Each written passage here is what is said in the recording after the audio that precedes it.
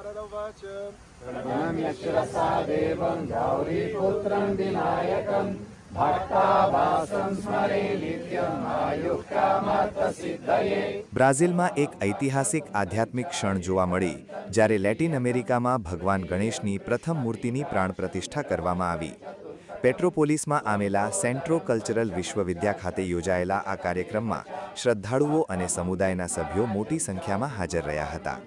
આ પ્રસંગે બ્રાઝિલમાં ભારતના રાજદૂત દિનેશ ભાટિયા અને બ્રાઝિલિયન શિક્ષક જોનાસ મેસેટી ઉપસ્થિત રહ્યા હતા। આ સમારોહ આ વિસ્તારમાં વધી રહેલા હિન્દુ સમુદાય માટે એક મહત્વપૂર્ણ માઇલસ્ટોન સાબિત થયો છે। સંપૂર્ણ વૈદિક પરંપરાઓ, વિધિવિધાન અને પ્રાર્થનાઓ સાથે મૂર્તિની સ્થાપના કરવામાં આવી હતી। દક્ષિણ અમેરિકામાં અંદાજે 3 લાખથી 4 લાખ હિન્દુઓ વસે છે, જેમાંથી મોટાભાગની વસ્તી ગયાના અને સુરીનામમાં રહે છે, જ્યાં તેઓ મુખ્ય લઘુમતી સમુદાય છે, જ્યારે બ્રાઝિલ અને અન્ય વિસ્તારોમાં નાની સંખ્યામાં હિન્દુઓ વસે છે।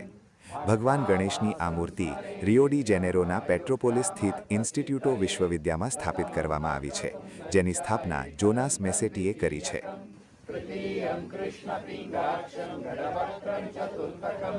लंबोदरं पंचमं च षष्ठं विकटमेव च सप्तमं विघ्नराज